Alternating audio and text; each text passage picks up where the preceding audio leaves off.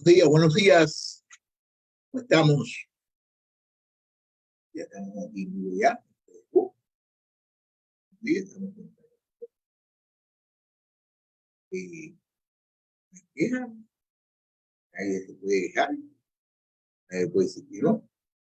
Estamos bien, entonces, 2 minutos adelantado estaba acostado.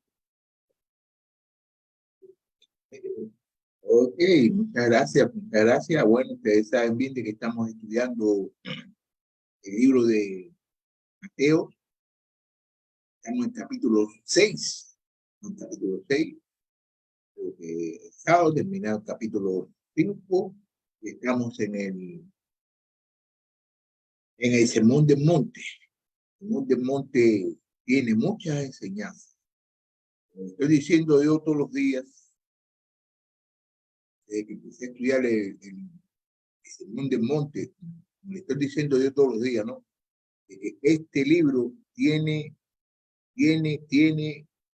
muchas enseñanzas, por eso estamos yendo versículo por versículo o versículo por versículo, ¿no? Y una de las cosas que quiero decirle también es de que por lo menos yo estoy aprendiendo bastante. Quisiera de que todos los que me están escuchando, todos los que están estudiando conmigo, aprendan, porque aquí nosotros podemos saber lo que Dios quiere que todos nosotros sepamos y podemos captar muchas cosas en la Biblia que a veces que nosotros no la podemos captar, o no la captamos, o no la queremos captar, pero sí tenemos que saber de que Dios es amor y eso es lo que Él quiere en nuestro Jesucristo, de que todos nosotros hagamos su voluntad. Ayer estuvimos dando versículo, creo que fue del 2 al 4, y fue el versículo del 2 al 4. A ver,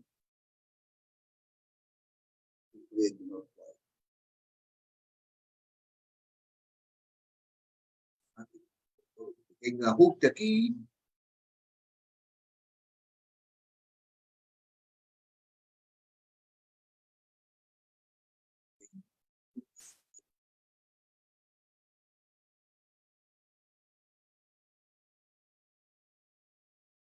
Veo aquí bien, pero bueno, ya vamos a comenzar ya a estudiar el libro de Mateos capítulo 6 en el versículo de 5 al 4, de 5 al 6. Okay. Esto se va a tratar acerca de la oración. Dice así el versículo 5: cuando ustedes oren, no sean como los hipócritas o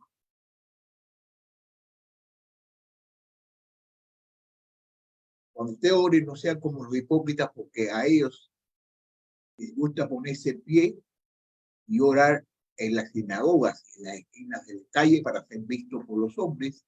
En verdad les digo que ya han recibido su recompensa. Pero tú cuando ores, entra en tu aposento y cuando hayas cerrado la puerta, ora a tu Padre que está en secreto y tu Padre que ve en lo secreto te recompensa. Ok. Mira aquí lo que dice aquí en el versículo 5.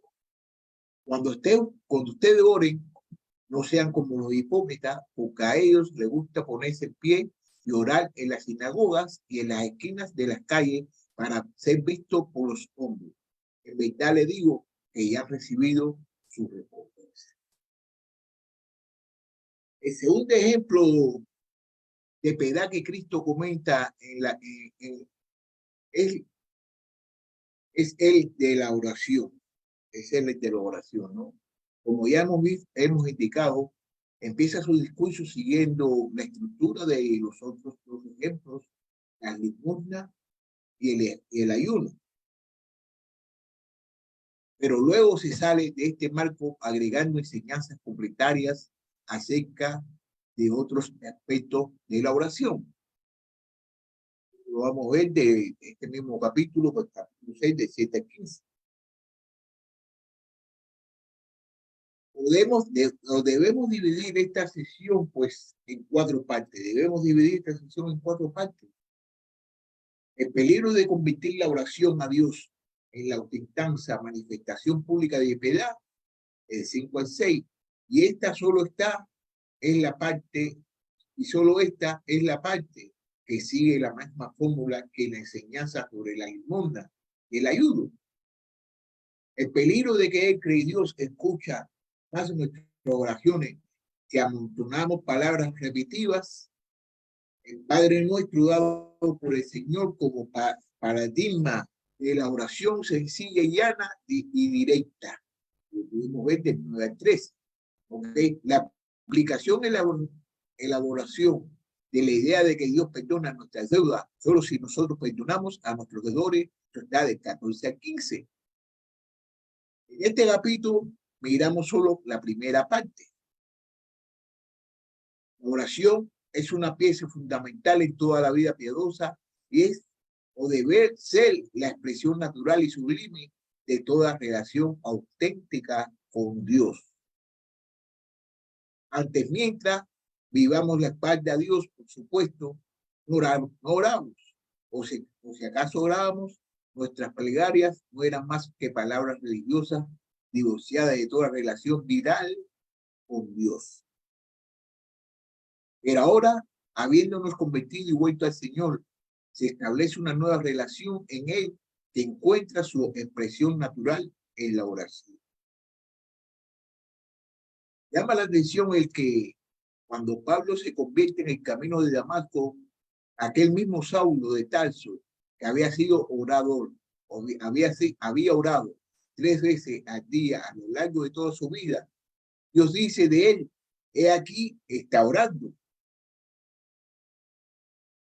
La oración es la marca distintiva del auténtico Hijo de Dios.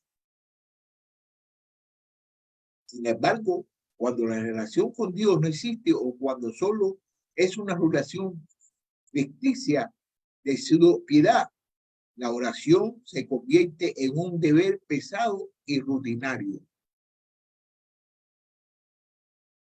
En algo que tenemos que practicar para mantener ante los demás nuestra imagen de personas piadosas, pero no sale de nuestro corazón.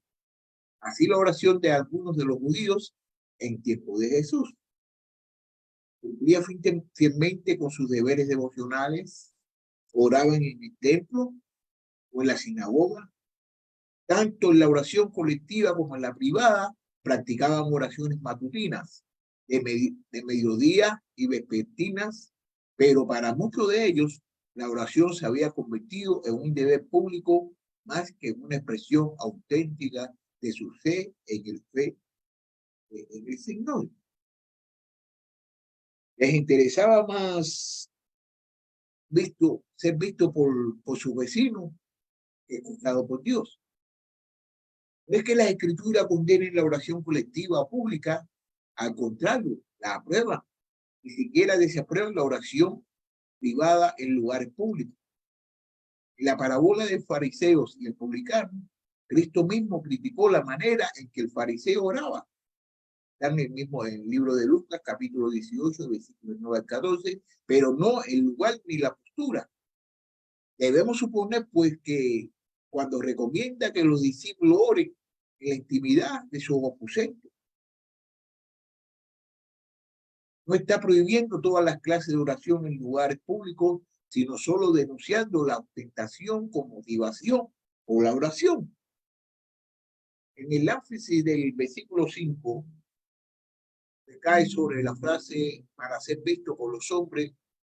Los discípulos no deben ser como los hipócritas, porque a ellos les gusta ponerse en pie y orar en las sinagogas, en las esquinas de la calle, para ser vistos por los hombres. En muchas ocasiones es perfectamente correcto, necesario ponerse en pie para orar. En otras ocasiones tendremos que dirigir en oración a la congregación reunida en asamblea pública Incluso puede ser necesario orar, a veces en las esquinas de la calle. A fin de cuentas, si el discípulo se toma en serio lo de orar sin cesar, según el mandamiento de 1 Tesalonicenses, capítulo 5, versículo 17, que dice, ore sin cesar, alguna vez su oración considera con una esquina, Cristo mismo, cuando buscaba la soledad para estar con el Padre, solía asistir a la sinagoga y participar en la oración colectiva. Lo malo no es el carácter público de la plegaria, ni el lugar de oración en sí, sino el afán de alarde espiritual que nos hace elegir un lugar público cuando podríamos orar con igual eficaz o mayor en la intimidad de nuestra propia casa. La oración practicada con tales motivación carnales, lejos de ser acto de piedad, es en el sentido más profundo de la palabra. Una demostración de piedad, un buen ejemplo de ello es precisamente el caso del fariseo de la parábola. Para hacer sus oraciones se dirigió a un lugar público, al templo, se puso en pie y, bueno, mira cómo dice aquí en el Lucas capítulo 10, capítulo 18, versículo 10. Dos hombres subieron al templo a orar. Uno era fariseo y el otro recaudador de impuestos. ¿Ok? Entonces se cuidó mucho de no pasar después desaparecido para la gente. En contraste con él, el publicano oró a cierta distancia, pero el recaudador de impuestos de pie y a cierta distancia no quería ni quisiera alzar los ojos al cielo, sino que se conmovió el pecho diciendo, Dios, ten piedad de mí, pecador. Está en el libro de Lucas, capítulo 18, versículo 13. No delante de los asistentes. En cual caso, Cristo está diciendo que cuando oremos debemos desterrar de nuestras motivaciones todo deseo de ser visto por los hombres, para ser admirados y tenidos por gigantes de la espiritualidad. Como en el caso de la caridad, hay dos maneras de orar. Una es amontonar palabras con el fin de impresionar a los hombres. Otra es dirigirnos total, sencillo a nuestro Padre Celestial. Se lo voy a volver a decir aquí. Hay dos tipos de oraciones. Una es amontonar palabras con el fin de impresionar a los hombres. Amontonar palabras con el fin de impresionar a los hombres. Otra es dirigirnos con toda sencillez a nuestro Padre Celestial, en cuyo caso intentaremos prescindir de espectadores u oyentes humanos. Todo esto es bastante obvio, porque el cual no resulta fácil condenar la inocencia en las devociones, pero no es tan fácil vivir en consecuencia. ¿Quién de nosotros, si no pide que oremos en público, no tiene un ojo puesto en Dios y el otro en la congregación? ¿Quién? ¿Quién, además de hablar con el Señor, no quiere quedar bien con los hermanos? No es fácil practicar la piedad con motivaciones puras y corazón. Por esto necesitamos escuchar bien la advertencia de Cristo. En verdad os digo que ya han recibido su recompensa, puesto que en el fondo la oración de hipócrita se dirigía a los hombres, es de los hombres de quienes deben esperar su galardón. En cuanto a Dios, no le han dirigido a sus palabras, en sus palabras, ni le dan el afecto de su corazón, y le tienen como el centro supremo de suprema realidad de su vida, por lo cual no deben creer que su oración le vaya a impresionar. La oración en secreto, en contraste con la organización de los hipócritas, los discípulos deben practicar una oración auténtica privada, como Jesús les dijo a la samaritana. Dios es espíritu y los que adoran deben adorarlo en espíritu, en verdad. Está en el libro de Juan, capítulo 4, versículo 24. A fin de evitar toda la tentación a practicar sus devociones de cara al público, mejor sería que los discípulos buscaran la intimidad de su propia habitación. Tú, cuando ores, entra en tu aposento y cuando hayas cerrado la puerta, ora a tu Padre que está en secreto. Hay que buscar el cuarto más privado, hay que buscar el cuarto más privado. Muchas casas de aquel entonces tenían una sola habitación, en cuyo caso esta sería el aposento en cuestión.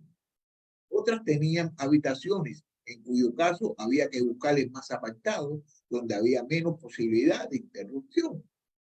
Por supuesto, si alguien no puede conseguir esta intimidad dentro de la casa, tendrá que buscarla fuera. Luego hay que cerrar la puerta con la finalidad de evitar interrupciones y de hacer que el lugar secreto sea más secreto. Ni siquiera el cónyuge, los padres, los hijos o los siervos tienen por qué ser testigos de nuestra oración si queremos evitar toda tendencia a orar para ser vistos. Sin embargo, no debemos entender estas instrucciones como legalismo. Más bien constituye una sabia recomendación. Se trata de la clase de medida que hay que tomar para garantizar la intimidad y la autenticidad. Como acabamos de decir, más de poner límites a los lugares en los creyentes que puede orar y más que prohibir la oración en lugares públicos, la intención de Cristo es la asegurar la pureza y la limitación de la oración. En la enseñanza de Jesús es la disposición interior del corazón la que cuenta. Es el corazón verdadera y humildemente dedicado a Dios el que recibe la aprobación divina. El pensamiento subyacente real no es el secreto, sino la sinceridad. La razón de mencionar el lugar secreto es que el adorar sincero y sencillo, el que no está interesado en exhibirse públicamente con el fin de ensalzarse su prestigio, encontrará el rincón oculto como el más apropiado para sus devociones. Estas enseñanzas rompen con la idea de que Dios está especialmente presente en determinados santuarios o lugares sagrados y de que para presentarle nuestras oraciones debemos acudir a esos lugares. No, nuestro Padre está en secreto, además de estar en los templos. No hay ningún lugar, por oculto que sea, que esté fuera del alcance de la presencia de Dios. No hay ningún lugar que... mira lo que dice el Salmo 139, del versículo 7 al versículo 10. Adóreme. ¿A dónde miré? ¿A dónde miré de tu espíritu? ¿A dónde huiré de tu presencia? Si subo a los cielos, allí estás tú. Si en el Seol preparo mi lecho, allí tú estás. Si tomo la sala del alba y si habito en lo más remoto del mar, aún allí me guiará tu mano y me tomará tu dieta. ¿Qué quiere decir? Que Dios está en todos los lugares. Okay. De hecho, estás en todas partes, por eso mismo el apóstol exhorta que en todo lugar los hombres oren levantando manos altas. Por lo tanto, los únicos que pueden impedir que estemos en su presencia no son los factores geográficos, sino espirituales, la distracción, los pecados no confesados y las falsas motivaciones. Dios solo no está en secreto, también en lo secreto. Con esta afirmación, Cristo señala dos verdades. Dios nos ve aun cuando estamos en lugar oculto, alejado de los ojos de los demás. Y Dios también ve los secretos de nuestros corazones. No hay lugares donde podamos escondernos de su presencia y no hay deseo íntimo que podamos esconder de su omnisciencia. Quizás nos sorprenda que el Cristo hable de la recompensa en el contexto de la oración. De hecho, ya se trata de la oración, el ayuno, la limosna o cualquier otra manifestación de piedad. Al hablar de recompensa, es sorprendente. ¿Acaso hacemos oraciones con el fin de recibir galardones de parte de Dios? No, las oraciones no inspiran a un pago, sino que son o deben ser expresiones naturales de amor y devoción. Se lo voy a volver a decir. ¿Acaso hacemos oraciones con fin de recibir galardones de parte de Dios? No. Las oraciones nos aspiran a un pago, no, las oraciones no aspiran a un pago, sino que son o deben ser expresiones naturales de amor y devoción. La recompensa en cuestión no es tanto un premio ganado o merecido como la consecuencia inevitada de nuestra piedad. En el caso de la oración, no hablamos con Dios en vano. Toda la comunicación busca una finalidad, aunque todo solo sea la comunicación con la otra persona. Así es la oración. Para empezar, trae la gloria, recompensa de una mayor comunión con Dios, un adentrarnos en la intimidad con Él, un crecimiento en la comprensión de sus caminos y de su persona. Luego, nos proporciona el alivio de compartir nuestras preocupaciones y alegrías con aquel que mejor comprende. Así como la confianza de que es poderoso para concedernos la petición que hemos hecho en conformidad con su voluntad. El hombre que así ora tendrá paz de corazón y mente. Sabrá que el Padre, en su amor infinito, dará a él, al que suplica lo que sea mejor para él y para todos los interesados. También sabrá que este mismo Padre es capaz de hacer infinitamente más que a todos los que pedimos o imaginamos.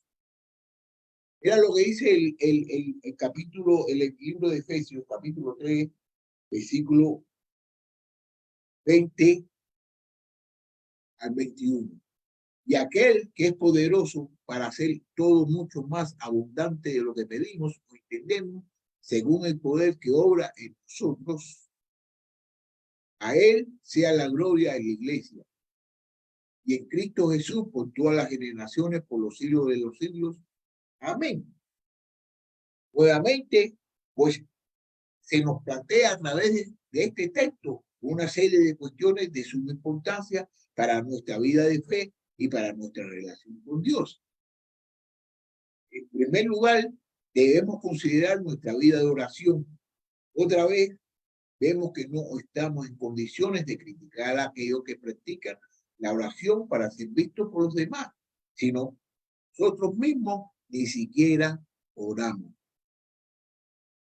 Los hipócritas al menos hacían oración a diario. ¿Dedicamos nosotros tanto tiempo en la oración como ellos? ¿Buscamos estar a solas con nuestro Padre y expresarle los deseos de nuestro corazón? ¿Necesitamos una mayor disciplina en nuestra práctica de la oración? ¿Debemos apartar tiempo específico para ella o a lo largo del día? Y hemos cultivado la práctica de orar sin cesar de esta consistentemente en la presencia de nuestro Padre y en todas las circunstancias, en todos los momentos y en todos los lugares de nuestra vivencia diaria. En resumidas cuentas, ¿qué tal va nuestra vida de oración? ¿Qué tal va nuestra vida de oración? En segundo lugar, debemos hacernos un chequeo, no sea que nuestra oración venga determinada por deseo de impresionar a nuestros hermanos que por el estar en comunión con Dios. La práctica de la oración audible, como el ejercicio de cualquier otro ministerio público, puede ser muy gratificante. por cuanto nos ofrece la posibilidad de parecer espiritual. Sigue siendo cierto que podemos orar en público por un afán de protagonismo, por un deseo de ser conocido o por querer complacer al auditorio, o sentirnos obligados a ello debido a las presiones de la convivencia eclesiástica, o por mil o unas razones que tienen que ver con aquello de ser visto por los hombres. Muchas veces el tono de voz del orante o los énfasis de la plegaria nos hacen sospechar que la oración va dirigida más a la congregación que al Señor. Su interés parece ser el de predicar o corregir a los demás, no es el de interceder ante Dios. Y nosotros estamos seguros de que nuestra motivación son limpias. Y nosotros estamos seguros de que nuestra motivación son limpias. Para hacer este chequeo, nos interesa considerar los lugares en los que vemos y la posible presencia de otras personas como espectadores.